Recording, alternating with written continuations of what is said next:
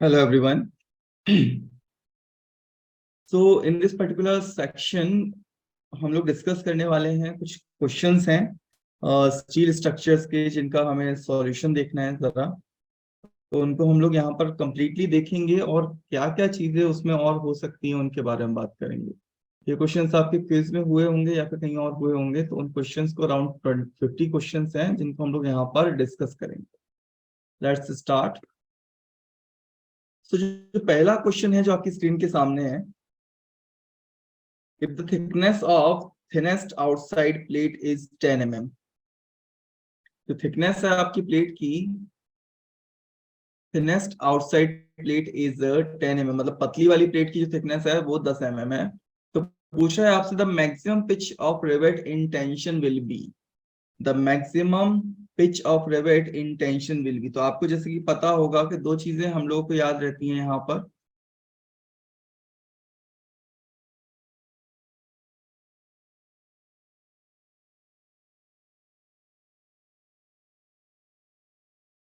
सो अगर मैं टेंशन में बात करता हूं तो होता है 16T और 200 mm,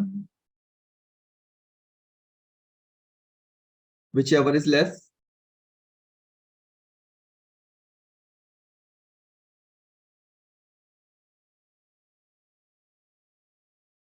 एंड अगर कंप्रेशन की बात की जाए दोस्तों,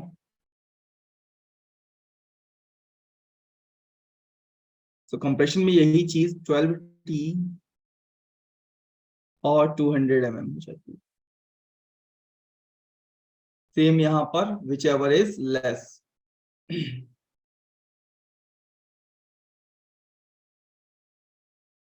ये चीज आप पढ़ चुके हैं ऑलरेडी क्लासेस में, हम लोग यही सी चीज, बहुत बेसिक सी बात है, ये चीज हम बताते ही बताते हैं। तो यहाँ पर जो क्वेश्चन हो जाएगा आपका कि सर कौन सी चीज हो जाएगी यहाँ पर, तो अगर मैं देखूं तो 16T के करस्पॉन्डिंग जाएंगे हम लोग, तो 16 इंटू 10 और 200 mm। तो 16 से ये 160 निकल के आएगा और 200 तो लेस, तो यही है। So the right answer will be B. तो the right answer will be B.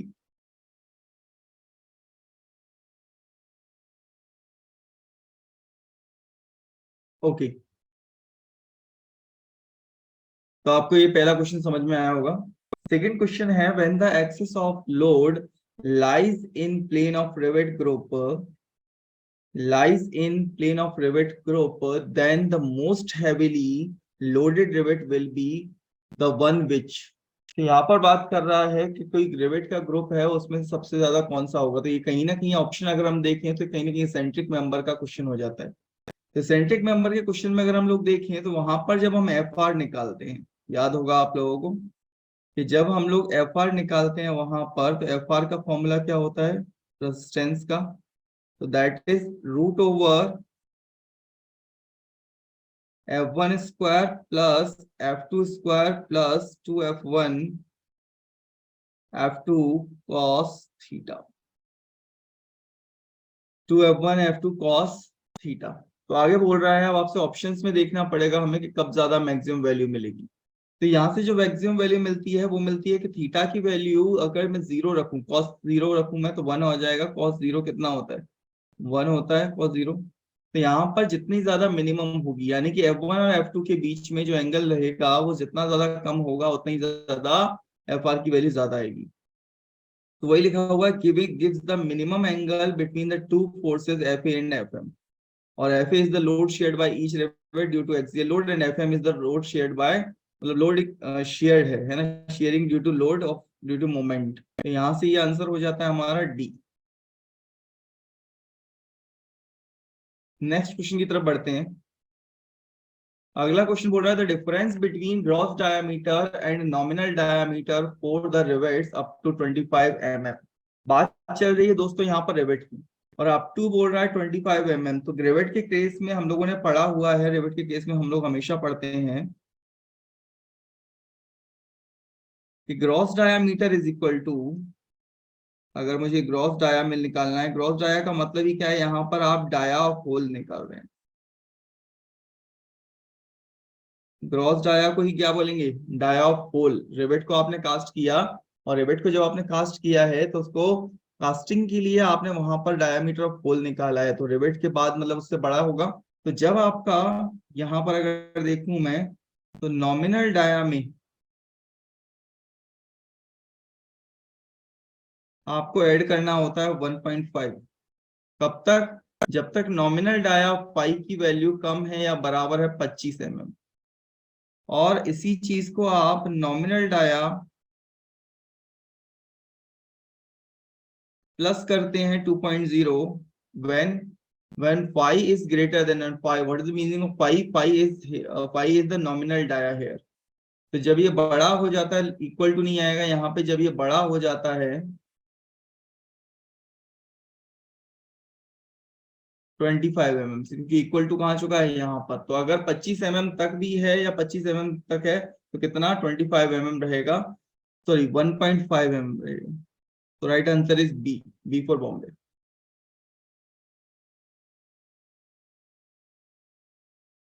आइए नेक्स्ट क्वेश्चन पे चलते हैं।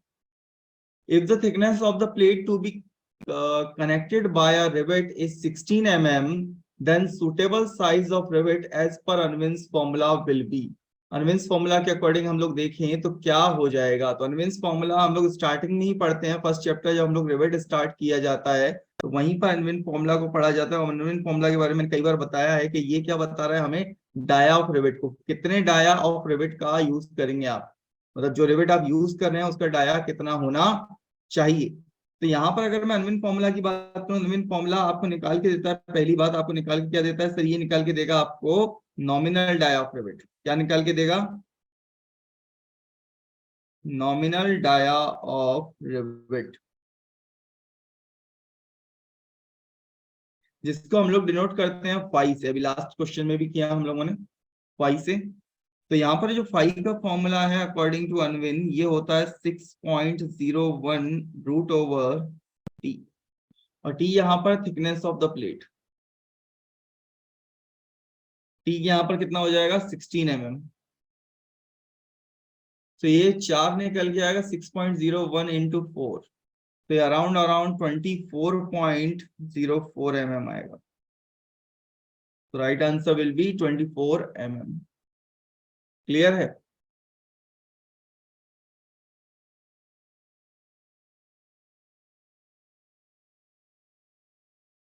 The next question is, according to IS specification, the maximum pitch of rivets in compression is। अब फिर से वही बात आ गई है यहाँ पर कि according to IS specification the maximum pitch of the rivet in compression is. Compression में पूछ रहा है आपसे, कंप्रेशन में पिछली बार जो क्वेश्चन किया हम लोगों ने सबसे ऊपर, वो वाला क्वेश्चन किस में था, टेंशन में पूछा हुआ था। वहीं पर मैंने लिख के दिया है कि कंप्रेशन में कितना। तो टेंशन के लिए अगर बात की जाए, फिर से लिख देता हूं मैं वंस मोर। तो जब आप टेंशन के लिए बात करोगे मैक्सिमम पिच की,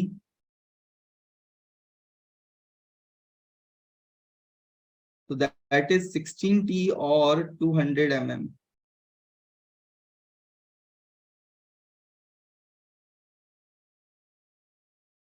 which ever is less, which ever is less.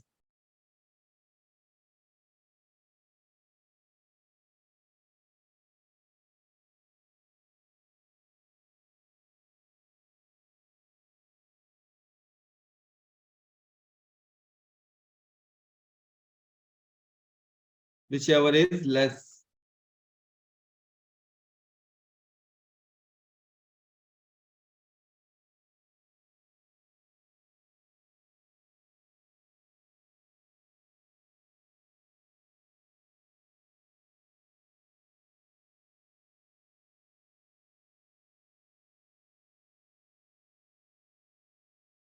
And compression की अगर मैं बात करूं,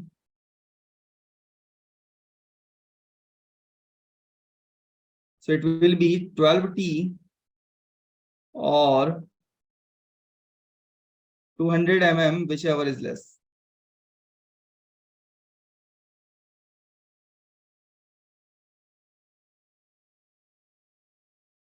So right answer will be here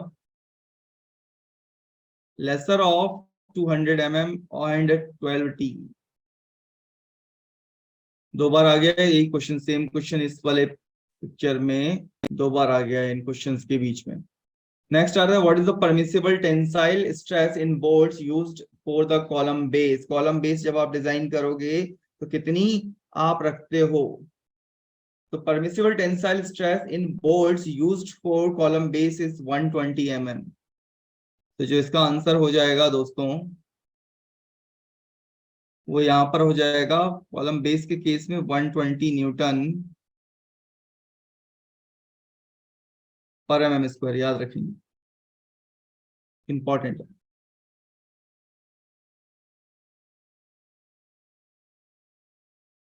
next आता है what is the maximum permissible longitudinal pitch in staggered rivet compression joint. What is the maximum permissible longitudinal pitch in a staggered riveted compression joint की कितनी होती है यहाँ पर? So it is 300 mm, remember.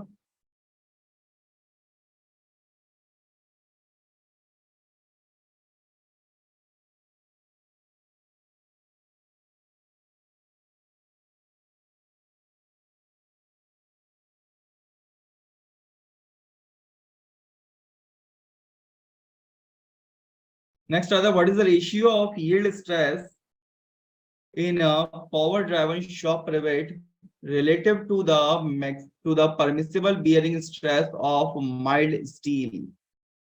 So from here अगर हम लोग बात करें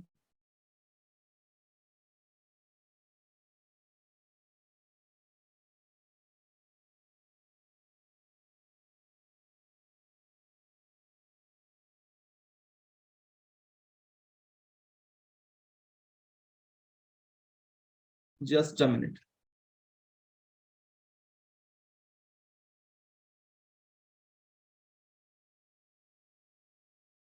हेलो, चलिए आवाज आ रही है, मुझे लगा एकदम से कि आवाज नहीं रिकॉर्ड हो रही है। ओके, सो हाँ, what is the ratio of yield stress in power driven shop rivets relative to the permissible bearing stress of mild steel? क्या होगा इसका आंसर? सभी बच्चों को पता होगा वैसे तो, लेकिन फिर भी अगर मैं बताऊं यहाँ पर तो what will be the answer for this? So अगर हम लोग बात करते हैं yield stress in power driven rivet,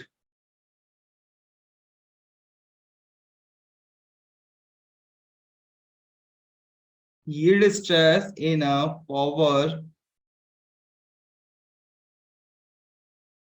driven rivet, तो दोस्त ये होता है 200 मेगा पास्कल। और इसी की जगह अगर मैं बात करूं बियरिंग स्ट्रेस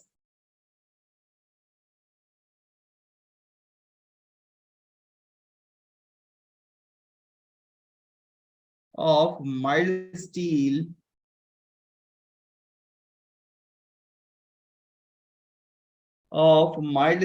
इज, दोस्तों ये चीज होती है हमारी 250 mega pascal.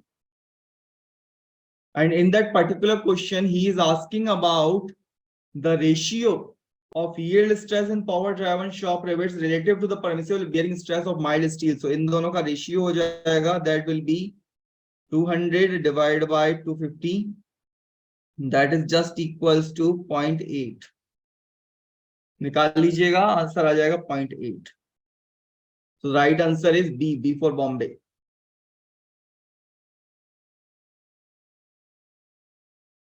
The next question, what is the safe load P that can be transmitted by fillet weld या fillet joint shown in figure below if the safe allowable shear stress in a fillet weld is 108 megapascal? अब ये जो question है ये belong करता है WSM को, यानी कि हमें जो फिलेट वेल्ड को डिजाइन करना है वो WSM से डिजाइन करना है। तो आइए जरा हम लोग सेफ लोड निकालने की कोशिश करते हैं यहाँ पर।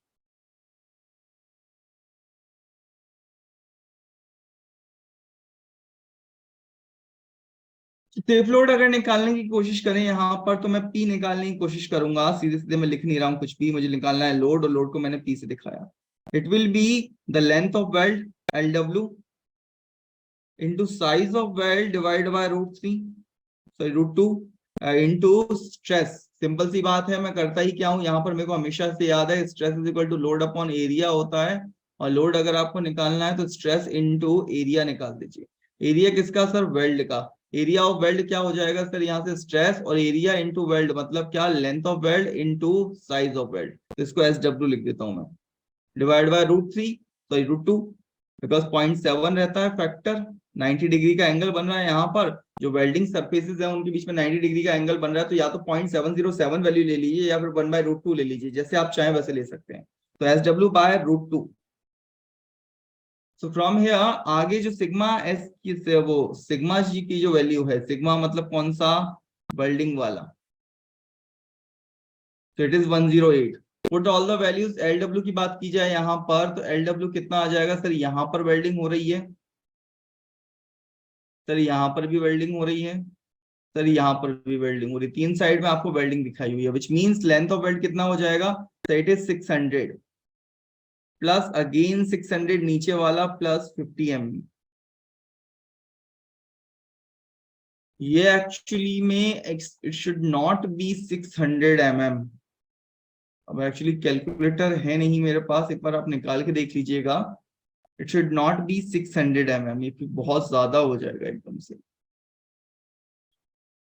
It should be 60 mm।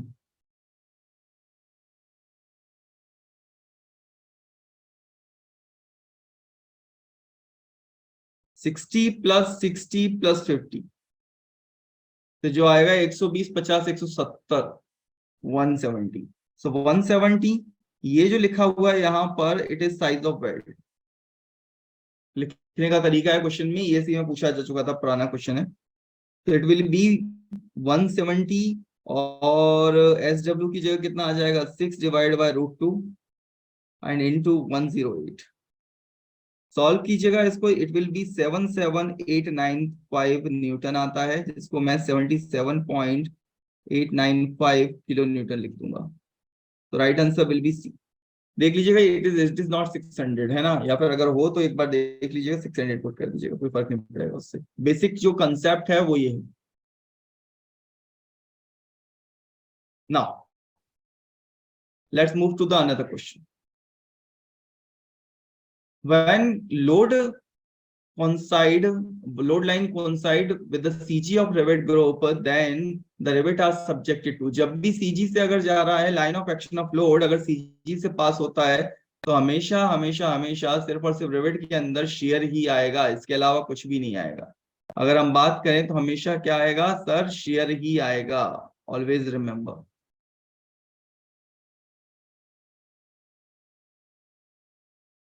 The next is which, if the same number of rivet has been used, if the same number of rivet has been used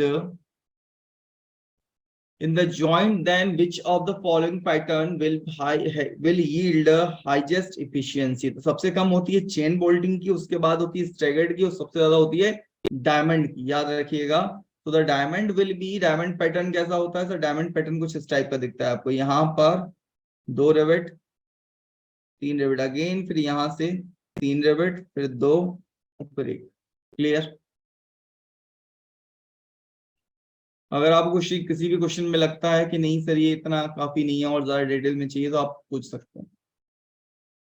The common assumption that all rivets share equally a non-eccentric load is valid at a load। Generally हम लोग क्या देखते हैं कि load जो होता है वो बाहरी जो बोल्ट रहते हैं या बाहरी जो रिवेट रहती हैं, आउटर रिवेट्स जो रहती हैं, उनमें सबसे ज्यादा आता है। लेकिन फेलियर लोड एक इकलौता ऐसा लोड रहता है जहां पर हर एक रिवेट अपना पूरा का पूरा स्ट्रेंथ का योगदान देती है। Each rivet will participate completely. Okay, so the right answer will B for this question, the right answer will be equal to failure load.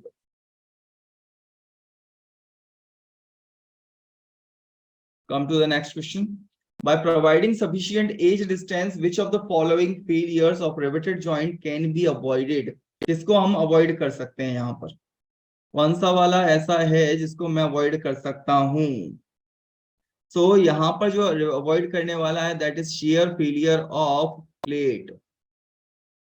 That will B shear failure of plate, यानी कि अगर आप sufficient as distance रखते हैं, and distance रखते हैं, तो यहाँ पर प्लेट का shear फेलियर नहीं होगा कभी भी, उसके अंदर टीयरिंग फेलियर देखने को भी नहीं मिलेगा।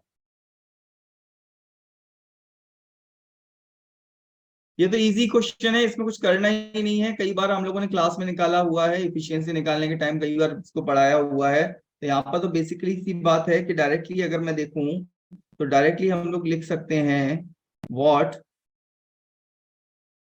बी माइनस डी, अगर मतलब इफिशियंसी निकालने के लिए यूज होता है ये। इफिशियंसी का फॉर्मूला हो जाता है हमारे पास strength of rivet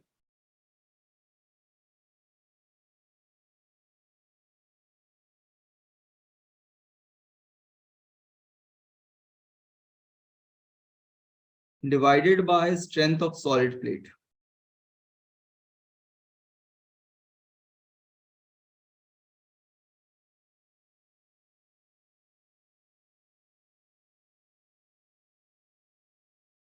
into 100। So अब इसको, इस पर्टिकुलर चीज को हम लोगों ने पर पिच लगा लिया कि एक पर्टिकुलर पिच के अंदर कितने हो जाएंगे। एक पर्टिकुलर पिच के अंदर अगर मैं ले लूं, suppose it is the diagram, normal diagram बना रहे हैं, और इसके अंदर जो बोल्ट लगे हुए हैं सर वो लगे हुए हैं यहाँ पे। तो मैंने अगर पर पिच ले लिया, एक पिच कहां से कहां तक होती है सर, एक बोल्ट के बीच से लेकर दूसरे बोल्ट तक, तो मैंने यहां मान लिया इससे लेकर यहां तक। अब बोल्ट टू बोल्ट ले लीजिए या फिर ऐसे ले लीजिए, तो इसकी जो डिस्टेंस है इसको मैंने बोला कि ये बी है, और इसका जो डाया है वो डी है। तो क्या हो जाएगा यहां से, फ्रॉम हेयर एक जो स्ट्रेस निकल के आएगी वो निकल के आएगी यहाँ से B minus D into sigma into T into sigma A T, divide by strength of solid plate देखूंगा तो B into D, sorry B into T, कितना टी है ना प्लेट की, तो B into T into sigma A T. तो sigma AT cancel हो जाता है, ये कैंसिल आउट हो जाता है, तो राइट आंसर बचता है यहाँ पर B minus D by B into 100 बोल लीजिए चाहे मत बोल लीजिए। तो right answer will be B minus D upon B A. छोटी छोटी बातें। द रिवेट इन अगला क्वेश्चन है द रिवेट्स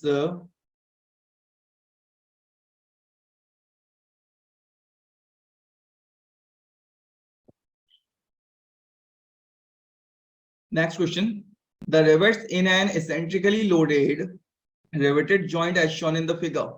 अब इसमें अगर आपको देखना है तो सबसे ज्यादा which rivets will be stressed to maximum, तो दो रिवेट हैं। एक तो पहला कौन सा कंसेप्ट होता है कि सर जो rivet line of action of load के पास में है, तो line of action of load के पास में कौन कौन सी रिवेट है सर, एक तो ये वाली है चारवीं चौथे नंबर की, the fourth number of rivet is close to the line of action of load या फोर्स, एंड एक ये भी ऐसा दूर नहीं है line of action of force क्योंकि यहां पर बनेगा, तो इससे दोनों की डिस्टेंस बराबर है। सेकेंड आता है यहाँ पर कि जिसका थीटा मिनिमम हो वो सबसे ज्यादा स्ट्रेस होती है, तो थीटा वाली बात यहाँ चल ही नहीं रही है, सिर्फ दोनों की वो ले लेंगे हम लोग, तो right answer will be 4 and 6। जो राइट आंसर हो जाएगा यहाँ पर दैट विल बी 4 एंड 6।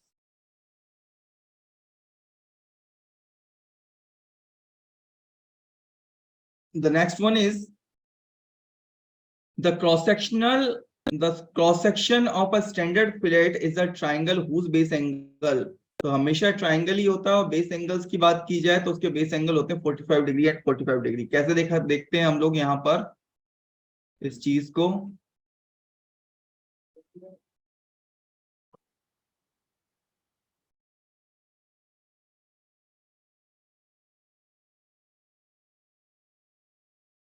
तो इसके जो बेस एंगल होंगे वो कितना हो जाएगा कि यहाँ पर अगर दो प्लेट्स को जोड़ा हुआ है हमने,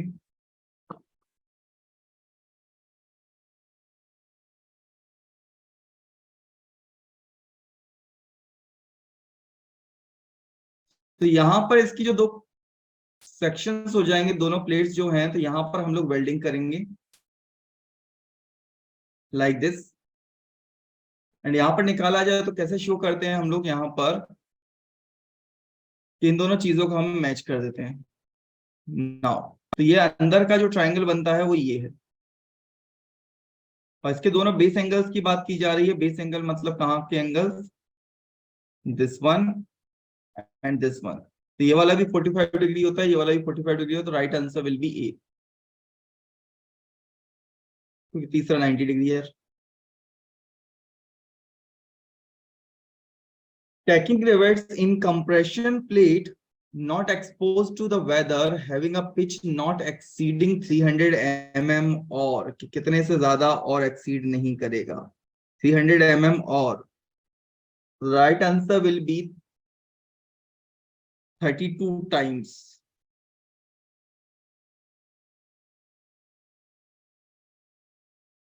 थिकनेस ऑफ आउटसाइड।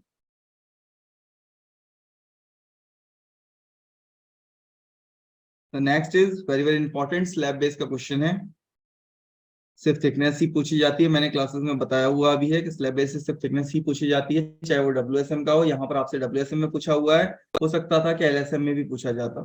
तो डब्ल्यूएसएम से यहाँ पर अगर हम लोग बात करें तो डब्ल्यूएसएम वाला जो पोर्शन है यहाँ पर, that is 3w under root over 3w upon F B A square minus B square by 4, it is the right answer.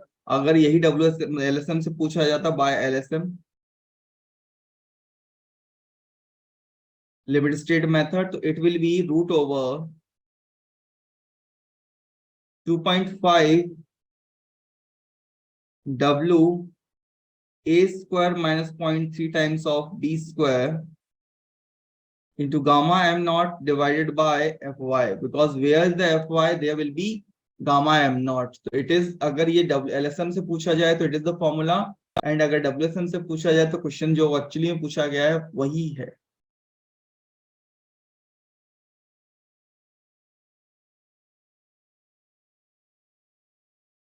The next one is, if 20 mm rivets are used in lacing bar, then minimum width of the lacing bar should be, minimum width कितनी हो जाती है, तो 20/22 कितनी हो जाती है। तो जनरली हम लोग देखते हैं यहाँ पर कि नॉमिनल डायामीटर, आइए मैं एक टेबल बना के आपको बताता हूँ। नॉमिनल डायामीटर, तो अगर मैं लिखूं यहाँ पर nominal diameter,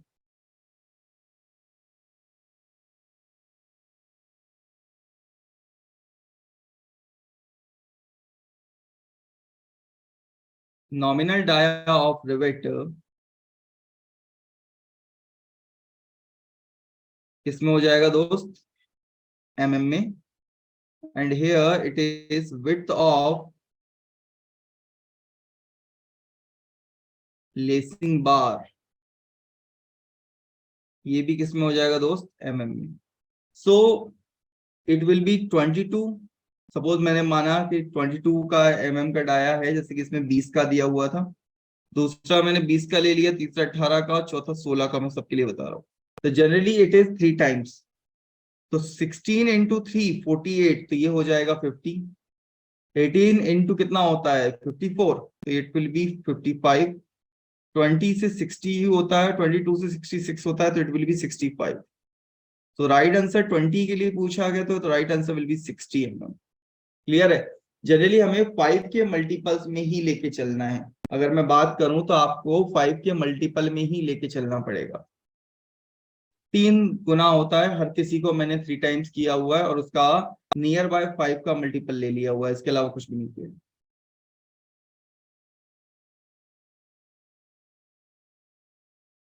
The next is, lacing bars in a steel column should be designed to resist, दुनिया को पता है, सबको पता है, shear force due to 2.5% of column load।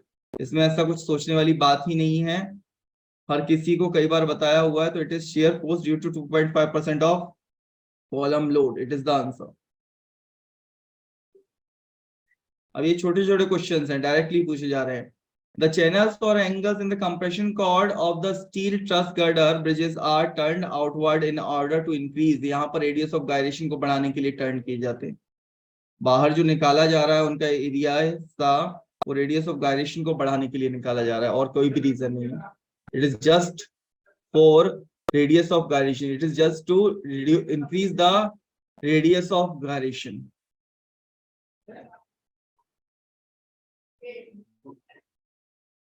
Which of the following pair is correctly matched?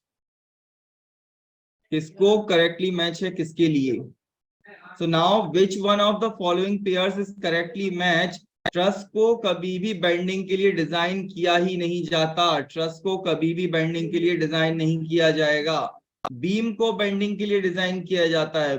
Truss हमेशा tension and compression के लिए डिजाइन किया जाता है. टेंशन और कंप्रेशन के लिए डिजाइन किया जाता है. बीम जो है वो बेंडिंग के लिए डिजाइन किया जाता है. Flexor, beam is a flexural member. Column की अगर मैं बात करूं कि कॉलम सेक्शन, कॉलम को बकलिंग के लिए डिजाइन किया था. बिल्कुल सही लिखा हुआ है. Shaft will be design for torsion. So the right answer जो इसमें करेक्टली मैच है that is C. That is option C. The next is an electric pole of 5 meter high is fixed into the foundation.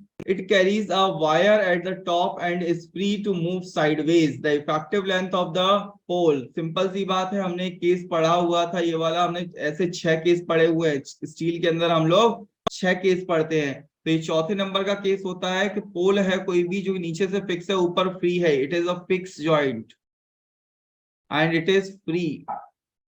तो यहां पर जो L effective आता है यानी इफेक्टिव लेंथ होता है वो 2 टाइम्स ऑफ एल के बराबर होता है.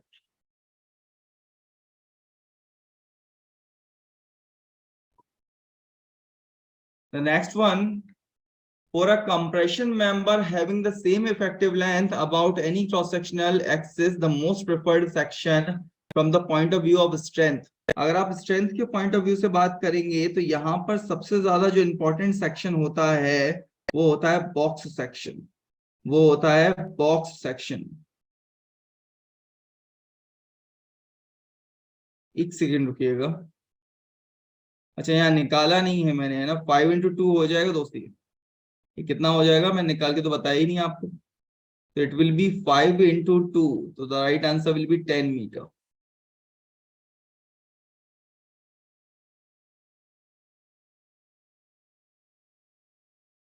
यहाँ पर जो आंसर हो जाएगा कि अगर आप किसी भी सेक्शन में लगा रहे हैं तो लेमडा जो है, जैसे कि अगर मैं बात करूं रेडियस ऑफ गायरेशन सबसे ज्यादा होना चाहिए ना. सो द बॉक्स सेक्शन सबसे कम वैल्यू होनी चाहिए लेमडा की. Slenderness ratio will be minimum.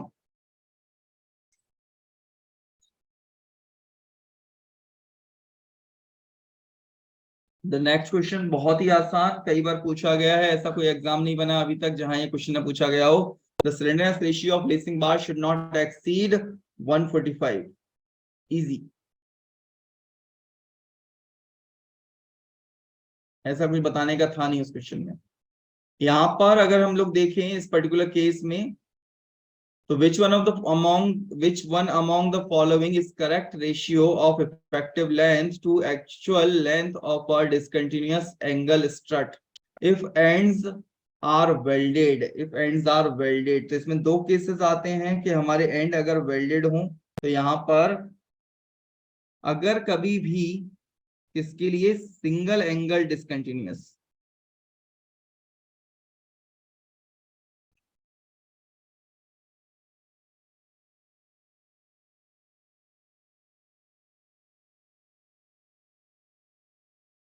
Discontinuous तो अगर कभी भी वन रिवेट या बोल्ट लगा हुआ है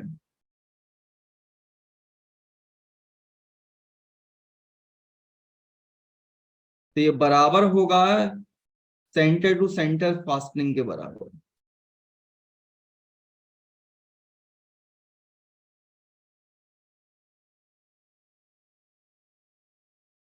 एंड फास्टनिंग. और अगर वेल्डिंग का केस है या फिर 2 और मोर रिवेट या फिर बोल्ट और वेल्ड तो it is 0.85 times of centre to centre of end fastening. तो right answer will be welding के लिए 0.85।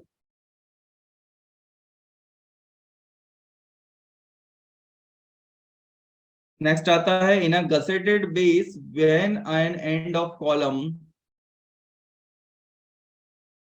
is machined for complete bearing on the base plate, the axial load is assumed to be transferred to the base plate. So it is 50% by direct bearing and 50% by fastening. याद रखिएगा, class में ये सारी चीजें होती हैं। Which one of the following values represent the maximum slenderness ratio of any connection member which normally act as a tie in a roof truss but can be subjected to possible reversal of stress from the action of wind and seismic load? 350। Tension member के अंदर हम लोगों ने पढ़ा हुआ है इन चीजों को, तो पहला ही मैं केस पढ़ाता हूं, मैं डायरेक्टली याद करने के लिए बोलता हूं। टेंशन मेंबर में 3 केस आते हैं स्लेंडरनेस रेशियो के।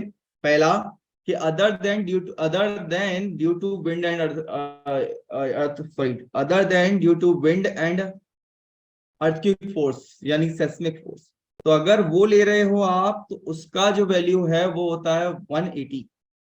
दूसरा, due to wind and earthquake force अगर आ जाए तो इट विल बी 350। तीसरा, सिर्फ लिखा हुआ है कि टेंशन मेंबर है जिसके ऊपर टेंसाइल लोड आ रहा है और other than pre tension member, तो उसके लिए वैल्यू होती है 400। क्लियर है मेरा बात?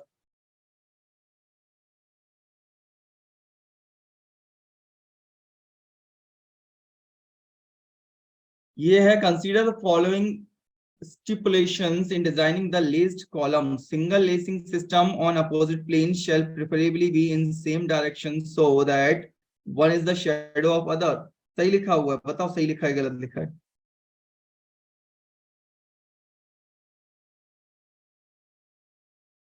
तो लेसिंग बार में बी फ्लैट और एंगल सेक्शन, ये तो सबको पता ही है। The purpose of lacing to hold the various parts of the column straight parallel and correct distance apart and to equalise the stress distribution between the various parts.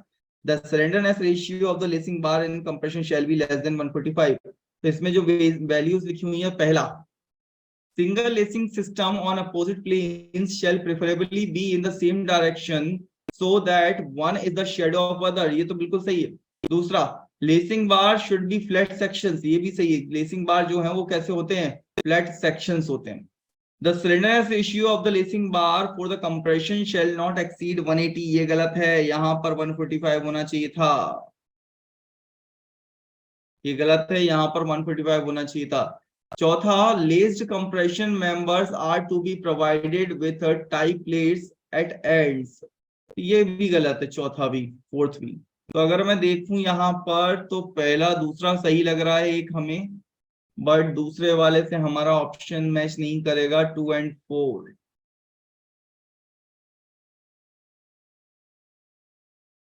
तीन तो बिल्कुल ही गलत है, तीन गलत है तो ये वाला तो ऑप्शन हो ही नहीं सकता।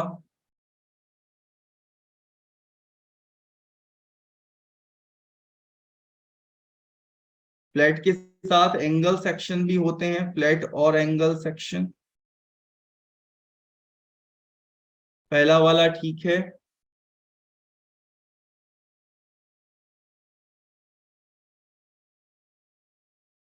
तो इसका जो राइट आंसर लेके जाएंगे हम लोग, वो लेके जाएंगे 1 and only। ठीक है।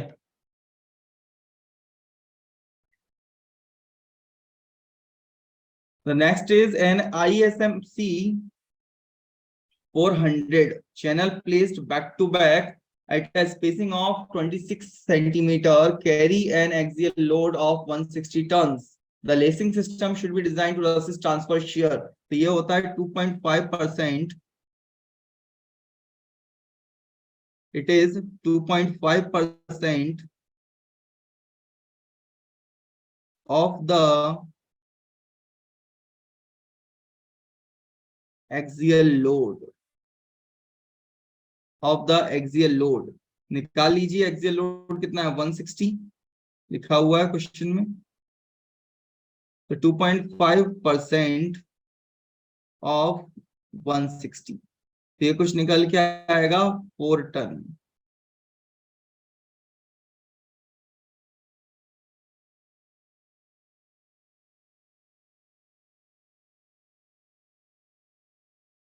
The next is the allowable shear stress in the web of mild steel beam decreases with. किसके साथ डिक्रीज करने लग जाएगा ये?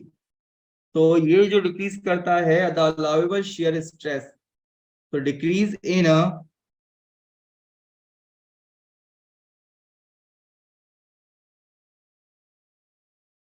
H/T ratio. So the allowable shear stress in the web of mild steel beam decreases with increase in H/T ratio. इस ratio को मुझे maintain करके चलना पड़ता है, तो it will be increase in H/T ratio. अगर H/T रेशियो बढ़ेगा तो ये डिक्रीज हो जाएगा.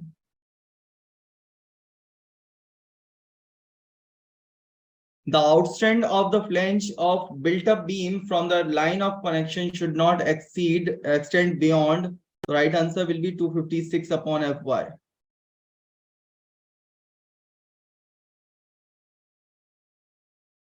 It will be 256 upon Fy for a section and 12T होता है for flat.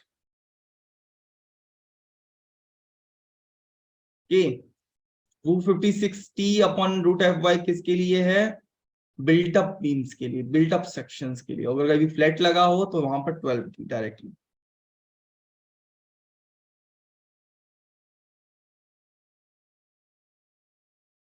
The next one is a cantilever arm.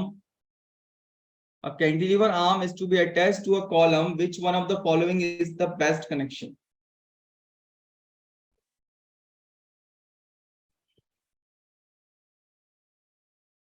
चारों में से कौन सा बेस्ट कनेक्शन है? बोल रहा है cantilever arm is to be attached to a column. Which one among the following is the best connection? पहला ऑप्शन फ्रेम्ड कनेक्शन, दूसरा सीटेड कनेक्शन, तीसरा स्टिफेंड सीटेड कनेक्शन, तो चौथा है एंड प्लेट कनेक्शन. तो right answer will be stiffened seated connection. सी.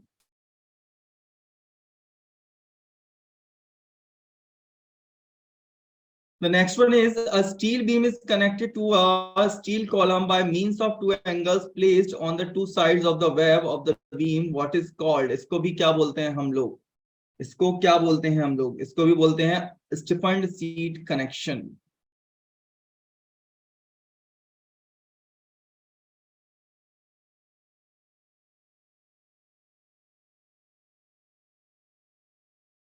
एक second रुकिएगा just.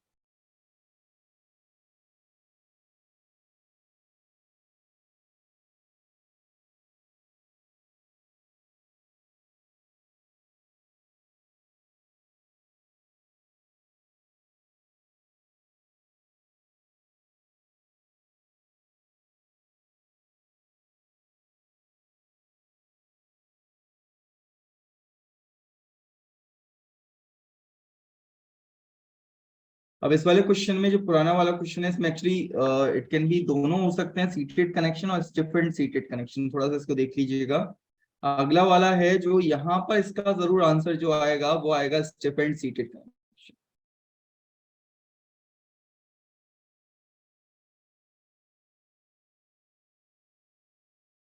The next one is a cantilever steel beam of 3 meter span carries a uniformly distributed load of 3 meters.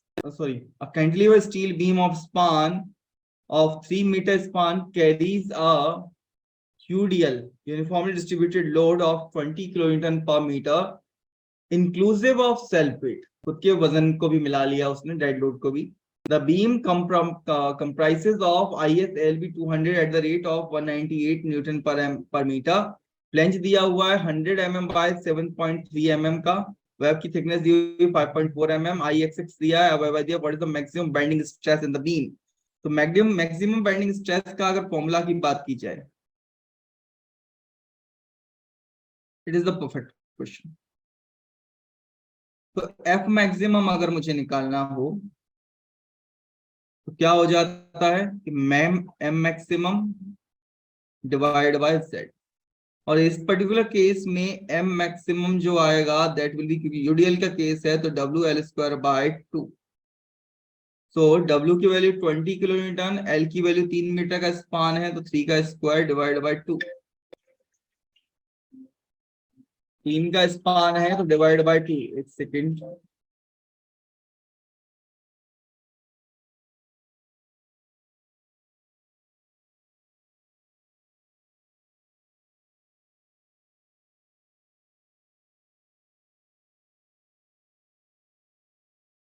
so now from here we can say that F maximum M maximum is equal to W L square by 2, 20 into 3 square divided by 2। तो ये जो निकल के आएगा it will be 90 kilo newton metre. Z निकालना हो तो Z होता है आई एक्स एक्स अपॉन y/2। तो आई एक्स एक्स दिया हुआ है मुझे 1696,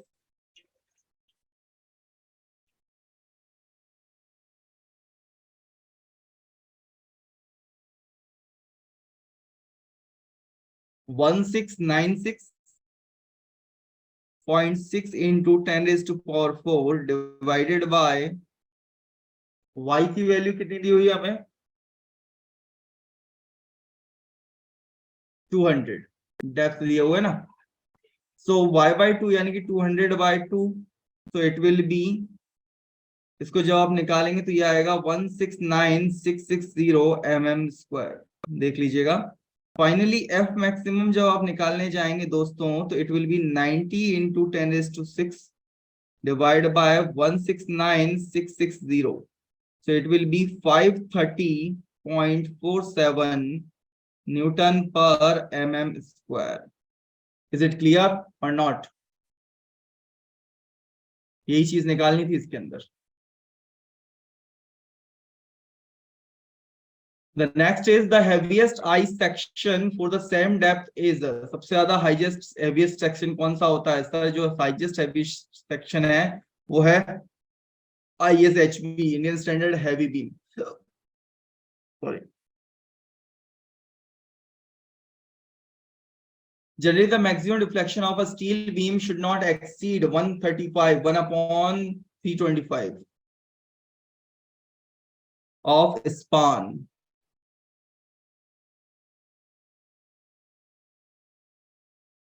Lateral buckling of beam starts from top flange because of, किस वजह से होती है lateral buckling of beam starts from top flange because of, तो ये होता है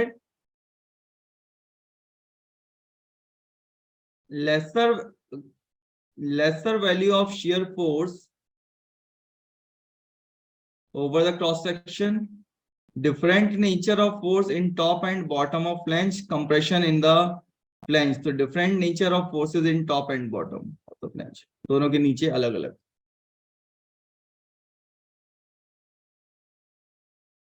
The shape factor for solid circular section of diameter d is equal to, अगर आप शेप फैक्टर निकालने की कोशिश करेंगे यहाँ पर तो इट विल बी 16/3 पाई।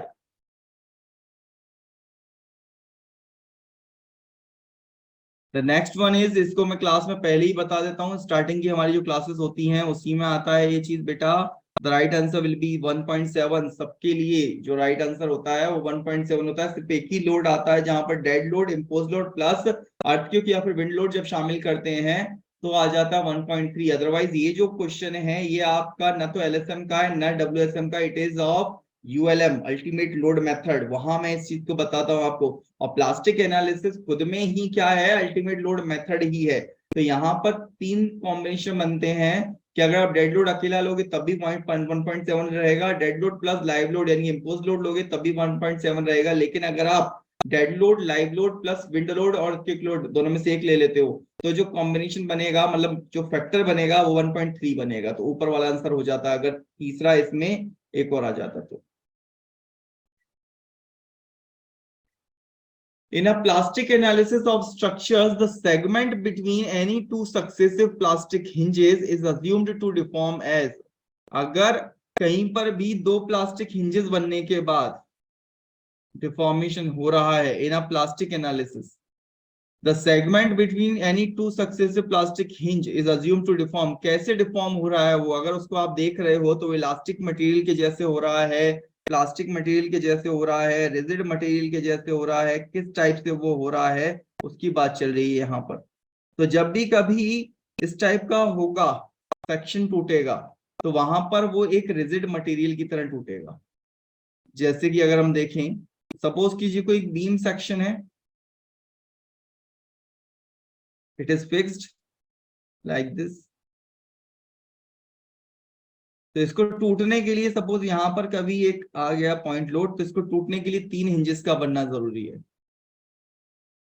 एक यहां पर, एक यहां पर, एक यहां पर। तो जब ये ब्रेक होगा लाइक दिस, तो ये एज अ रिजिड मटेरियल होगा पूरा का पूरा, यानी कि इतना पार्ट खुद में डिफॉर्म नहीं हुआ है, it is a rigid material, सीधे यहां से ब्रेक हुआ है। समझ में आ रही बात, यहां से यहां से यहां से ब्रेक हुआ है। तो right answer will be a rigid material.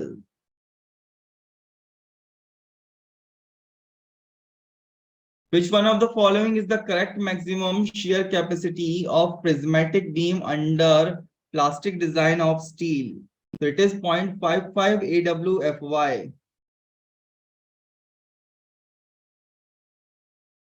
0.55 AWFY। अब यहाँ पर देखो दोनों में सेम जैसा लग रहा है, बिल्कुल एग्जैक्टली सेम जैसा लग रहा है, but it is the 0.55 AWFY, remember it.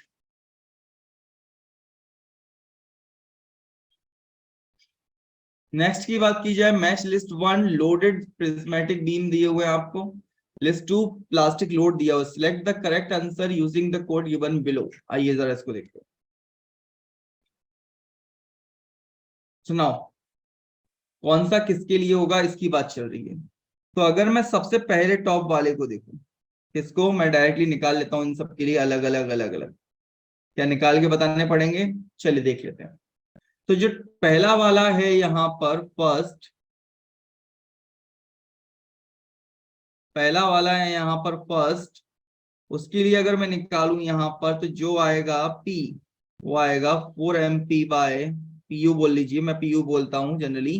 तो इसका जो आएगा 4 MP बाय L ही आएगा, कुछ अलग नहीं आएगा। कैसे? अब वो लंबा मेथड है, निकालने की कोशिश अगर हम करें तो sir it will break like this. यहाँ पर ही जहाँ पॉइंट लोड है वहीं बनेगा, it will be theta, it will be theta, it will be 2 theta. तो अगर मैं वर्चुअल कंसेप्ट लगाऊं, external work done is equal to internal work done, तो P इंटू L/2, ये कितना है L/2 होगा लेंथ, तो L/2 theta which is equal to 2 MP theta. क्योंकि ये एक थीटा नहीं लिया जाएगा, ये एक थीटा लिए, ये दोनों लिए जाएंगे 2 MP थीटा। तो PU इज इक्वल टू यहाँ से आ जाएगा 4 MP बाय L। थीटा से थीटा अल्लाह को प्यार हो जाएगा। नाउ बी की अगर बात करूं कि इस पे 2 लोड लगे हुए हैं, पर्टिकुलरली इस पे जो 2 लोड लगे हैं, इसकी अगर बात की जाए इस पर्टिकुलर सेक्शन की, तो एक के लिए हमें अलग निकालना पड़ेगा, दूसरे के लिए हमें अलग निकालना पड़ेगा। ये बात अलग है कि दोनों के लिए जो वैल्यू आएगी वो जनरली सेम ही आएगी। तो ये जो आती है वो आती है, यहाँ पर PU निकाला जाए तो इट विल बी 6 MP/L। मैं बता रहा हूँ, आप इस मेथड से निकाल सकते हैं। अगर आपको इस किसी भी क्वेश्चन में कोई प्रॉब्लम है तो आप कह सकते हैं, हम उसको डिटेल में सॉल्व करेंगे, बहुत ज्यादा डिटेल में। यहाँ पर अगर ये फिक्स्ड है, दोनों एंड फिक्स्ड है, तो इसका जो PU आएगा, यहाँ का भी थीटा लिया जाएगा, यहाँ का भी थीटा लिया जाएगा, बीच के 2 थीटा लिए जाएंगे, तो 8 MP/L, it will B 8 MP/L। और यहाँ का PU अगर देखा जाए तो इट विल बी 16 MP/L²। सिखाया हुआ है क्लास में, सारी चीजें सिखाई हुई है क्लास में, कैसे निकल के आते हैं। तो ये 4 आए यहाँ पर, यानी कि A के लिए तो 1 ही रहेगा, ऑप्शन 1। बी के लिए अगर मैं देखूं तो 6 MP, यानी कि 3 पे पहुंच गए हम। सी के लिए अगर हम लोग देखें तो PU is equal to 8 MP, यानी कि कहाँ 4 पे पहुंच गए हम। और इस वाले का डी वाला, यानी कि ये आएगा 2। तो 1 3 4 2, 1 3 4 2, 1 3 4 2 कहाँ है? 1 3 4 2, हाँ डी में। तो राइट आंसर जो बनेगा दोस्तों यहाँ पर, वो बनेगा डी ऑप्शन, 1 3 4 2। क्या बनेगा? 1 3 4 2। एम आई राइट और रॉन्ग? Actually right. ओके, फिर भी मैं कहता हूं कि अगर जल्दीबाजी में कोई गलती हुई हो तो आप एक बार देख लीजिएगा। आप बता सकते हैं कि सर ये वाला क्वेश्चन में ऐसा कुछ रह गया है, तो वो भी हम लोग सॉल्व करेंगे। ओके,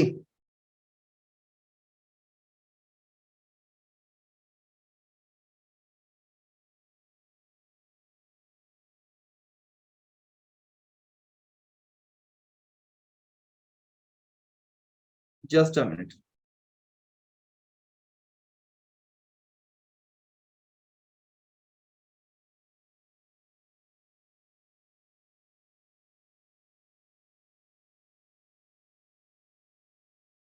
नाउ इस क्वेश्चन को अगर देखा जाए तो ये सिर्फ और सिर्फ बहुत ही आसान सा क्वेश्चन है। यहाँ पर हमसे पूछ ही क्या रहा है, वो ही इज आस्किंग टू अस कि एक लिस्ट में उसने शेप ऑफ द स्ट्रक्चर दिए हुए हैं, दूसरी लिस्ट में उसने शेप फैक्टर दिए हुए हैं, and select the correct answer using the codes given below the list is. तो rectangular, circular, I section, diamond उसने चार दिए हुए। रेक्टेंगल के लिए दुनिया को पता है कि जो ऑप्शन रहता है वो 1.5 रहता है, तो यानी कि आंसर जो जाएगा वो ए का तो मैच करेंगे 1.5 से, कि जो रेक्टेंगल है वो 1.5 होता है, तो ए मतलब 3। ए के लिए 3 कहाँ मिल रहे हैं? 3 से 2 जगह। बहुत बढ़िया। सर्कुलर, सर्कुलर के लिए सर यहाँ पर एक और 4 होना चाहिए, तो सर्कुलर के लिए सर या तो 2 होगा या 1.7। अब क्या होता है सर्कुलर के लिए? अब जब तक भी सर्कुलर लिखा नहीं है कि हॉलो सर्कुलर है या सॉलिड सर्कुलर है या रिंग है, तो उसको सॉलिड सर्कुलर माना जाएगा, and answer will B 1.7। Circular के लिए कितना होता है? 1.67। आई सेक्शन की बात की जाए, आई सेक्शन के लिए आई सेक्शन के लिए जो शेप फैक्टर निकल के आता है 1.2 से लेकर 1.4 निकल के आता है। जनरली जनरली 1.2 से लेकर 1.4 निकल के आता है। डायमंड के लिए ये 2 रहता है, तो आई सेक्शन के लिए ये वाला ही रहेगा, सिंपल। तो यहां पर देखा जाए तो ए का तो बना 3, बी का बना 4, सर्कुलर था, सी का बना 2, और डी का बना 1। 3 4 2 1, 3 4 2 1, राइट आंसर हो जाता है दोस्त यहाँ पर सी ऑप्शन। जो राइट आंसर यहाँ पर निकल के आया हमारा, that is C option. Okay,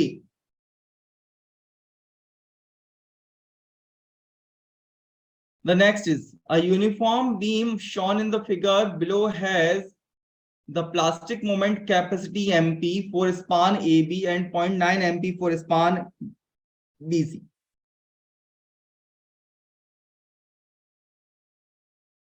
मतलब इसके लिए कितना है?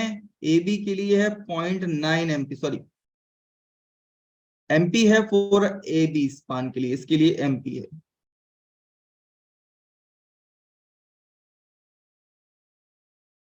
और इस वाले स्पान के लिए 0.9 MP। अच्छा क्वेश्चन, और कुछ ऐसा वाला सेक्शन बोल रहा है।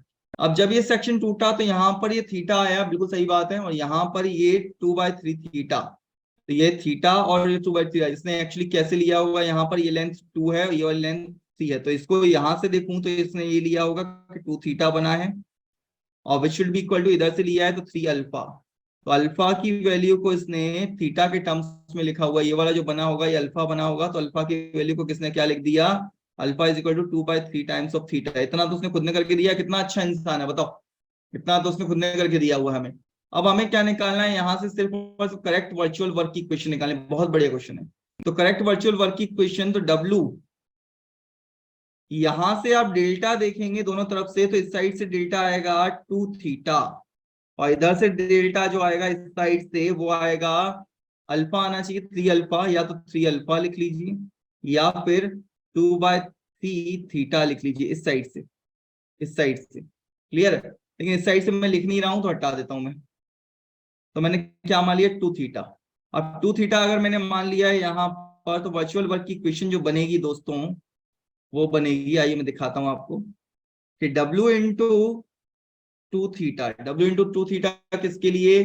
Sir external work done, which is equal to, यहाँ फिक्स जॉइंट है तो ये आएगा MP थीटा, ये वाला रोलर है यहाँ पर कुछ नहीं आएगा, प्लस यहाँ बीच वाला MP, एक साइड का थीटा तो ये आ गया, और प्लस 2 थीटा/3 ये आ जाएगा।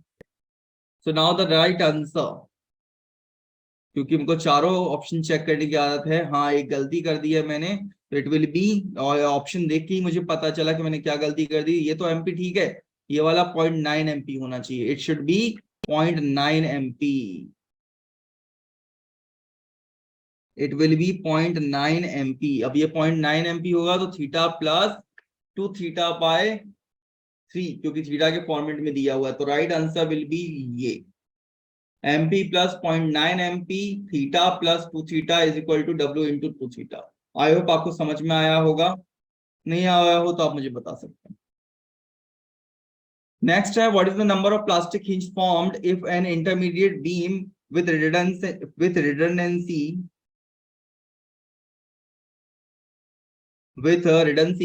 redundancy r is to be become determinate, कितने से वो डिटर्मिनेट हो जाएगा? अगर मैं निकालना चाहूं तो कितने सेक्शन के बाद वो डिटर्मिनेट हो जाएगा?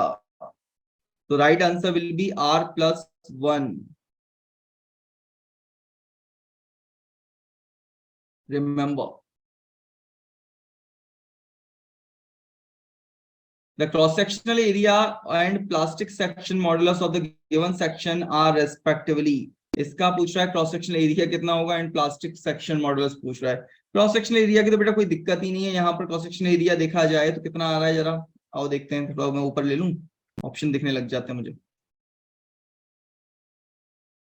ऑप्शन जरूरी है दिखना, अगर ऑप्शन नहीं दिख रहे हैं तो थोड़ा सा टिपिकल हो जाता है, बाकी तो ऑप्शन दिखे तो बहुत ही आसान है। अब यहाँ पर देख लो तो ये 5 इंटू 60, ये ऊपर वाला सेक्शन, ये ऊपर वाला सेक्शन 5 इंटू 60, और प्लस नीचे वाला सेक्शन ये भी 5 इंटू 60। वाह, तो 6 पंजे 30, 300 प्लस 6 पंजे 30, 300 यानी कि 600 mm²। तो इट इज राइट, मतलब दो ऑप्शन हो सकते हैं, ए और सी। बी और डी तो हो ही नहीं सकते, पहली बात। पहली बात, बी और डी हो ही नहीं सकते, मतलब इसका जो एरिया निकल के आया दैट विल बी 600 mm², इतना मैंने निकाल लिया। एम आई राइट और रॉन्ग? इसका जो एरिया निकल के आया 600 mm² निकल के आ गया। दूसरा, इसका निकालना है मुझे जेडपी। क्या निकालना है? जेडपी। जेडपी ही बोल रहा है ना, प्लास्टिक सेक्शन मॉडुलस। और जेडपी होता क्या है sir? It is area bye 2 y1 bar plus y2 बार, ये होता है, मतलब एरिया बाय 2। अब इसको दो पार्ट में हमने डिवाइड कर दिया। प्लास्टिक न्यूट्रल एक्सिस की खासियत ही ये होती है कि वो किसी भी एरिया को दो इक्वल पार्ट्स में डिवाइड करती है। अब ये बिल्कुल लाइन यहाँ होगी। अब इसके ऊपर का सीजी ले लीजिए, मतलब इसके ऊपर का सीजी मतलब सर कहां से कहां तक की लेंथ? आइए सर, इसके सीजी की लेंथ यहां से यहां तक होगी जनरली, टॉप, और इसका बॉटम सीजी यहां से यहां तक होगा। तो इसको मैंने बोला y1, इसको बोला y2। y1 दुनिया को दिख रहा है कि सर 60 का आधा 30, y2 भी दिख रहा है 5 का आधा मतलब 2.5। पुट कर दीजिए 600 डिवाइड बाय 2, y1 की वैल्यू 30 प्लस y2 की वैल्यू 2.5, बस इससे ज्यादा कुछ भी नहीं करना, इससे ज्यादा कुछ भी नहीं करना। सॉल्व करेंगे तो ये आएगा 9750 mm³। सेक्शन मॉडुलस हमेशा mm³ में आता है, तो right answer will be C.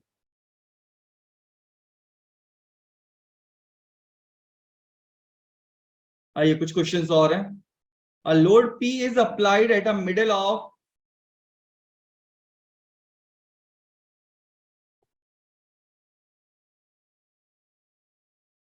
a load P is applied at the middle of a simply supported beam of span L, full stop. If the beam is made of ductile material and MP is the plastic moment, what is the ultimate value of P? क्या value आएगी ultimate value of P की? क्या निकल के आएगी? यहाँ पर बोल रहा है कि एक लोड है P जो कि अप्लाई किया जा रहा है middle of simply supported beam of span L। If the beam is made of ductile material and MP is the plastic moment, what is the ultimate value of P? Simple सी बात थी sir, यहाँ पर ultimate value of P पूछ रहा है। It will B, अभी थोड़ी देर पहले हमने बताया था, it will be 4 MP by L। Simple simple सा एक स्पान होगा सिंपली सपोर्टेड, इस पे बीच में लोड लग रहा है मिडिल में, तो इसका कितना आएगा? PU निकालोगे तो कितना आएगा? 4 MP by L। इजी, निकाल लीजिए। मैं मान के चलता हूँ ये क्वेश्चन आपको आता है। A propped cantilever beam of uniform moment capacity m0 is shown in the figure। इसके अंदर आपसे पूछ रहा है मोमेंट की कैपेसिटी, इस पर्टिकुलर केस के अंदर आपसे पूछ रहा है वो कि मोमेंट की कैपेसिटी क्या होगी सर, सिंपल।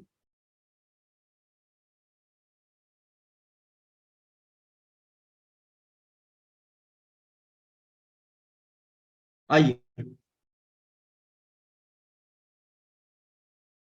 इसको अगर देखूं मैं तो यहाँ पर ये जब ब्रेक होगा तो ये कुछ ऐसे ब्रेक होगा। पहली बात, यहाँ का बनेगा थीटा, यहाँ का बनेगा alpha. L theta is equal to L/4 alpha, L/4 alpha.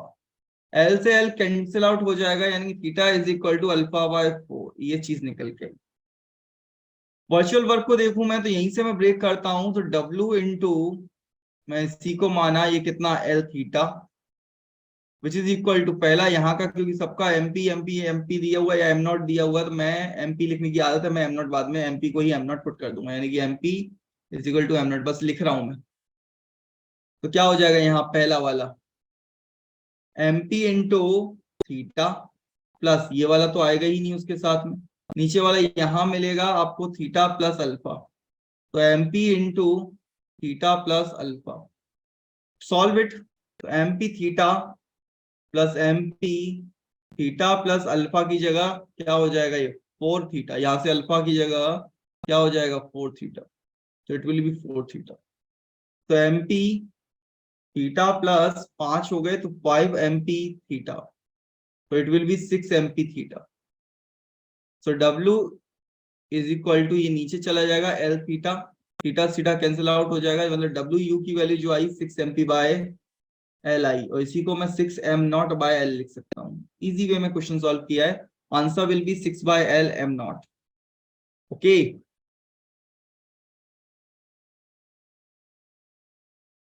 and the last question is, a prismatic beam of shape factor S fixed at both ends carries a UDL throughout the span. What is the ratio of collapse load to yield load? क्या ratio होगा collapse load का to yield load? तो ये last question है हमारा आज का,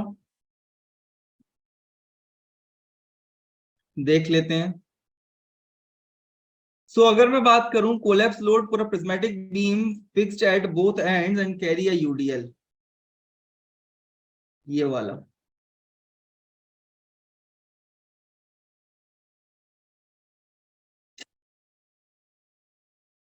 इस वाले केस की अगर बात की जाए दोस्तों, तो यहां से जब आप डब्ल्यू यू निकालते हो कोलैप्स लोड, तो it will B 16 MP by L square आता है, पहली बात।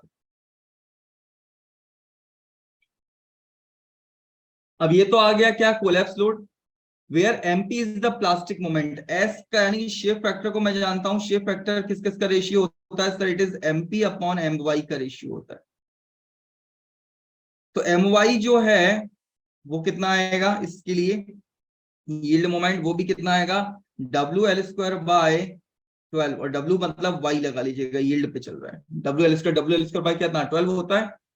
तो यहां से अगर मैं देखूं तो मैं क्या लिख सकता हूं, MP/S, मैंने लिखा MP/S, ये वाला MP/S is equal to MY, और इज इक्वल टू MY, और MY कितना आया MP/S से अगर मैंने करा तो MY कितना आया यहाँ पर, WY/L² अपॉन 12, ये निकल के आया।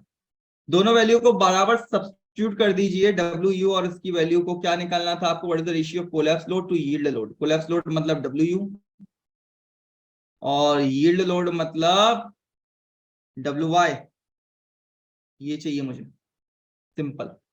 तो WU तो वो लिखा है 16 MP बाय L², WY यहां से निकाल लीजिए, यहां से इस पर्टिकुलर जगह से निकाल लीजिए, WY कितना हो जाएगा, WY यहां से हो रहा है sir MP 12 MP by S into L², L² से L² कैंसिल आउट हो जाता है, MP से MP कैंसिल आउट हो जाता है, जो आंसर बचेगा 4×3=12, 4×4=16, तो आंसर विल बी 4/3, क्या बचा, सिर्फ S, तो S ऊपर पहुंच जाएगा, तो right answer will B 4/3S। अभी तक का पूरा जितने क्वेश्चंस हम लोगों ने सॉल्व किए, उनमें सबसे अच्छा क्वेश्चन जो था वो यही है। जितने भी क्वेश्चंस हम लोगों ने सॉल्व किए अभी तक, वो यही है सबसे अच्छा क्वेश्चन। समझ में आ रही बात? तो this is all about these questions. I hope आपको समझ में आए हों। अगर कोई भी क्वेश्चन आपको इसमें कोई दिक्कत है या फिर यहाँ पर और डिटेल में हमें जानना है तो आप बोल सकते हैं, एक बार मुकेश सर को बोलिएगा। ठीक है, तब तक के लिए thank you so much for the session. अच्छे से पढ़िए, अच्छे से रहिए, स्वस्थ रहिए, व्यस्त रहिए, मस्त रहिए। चलिए।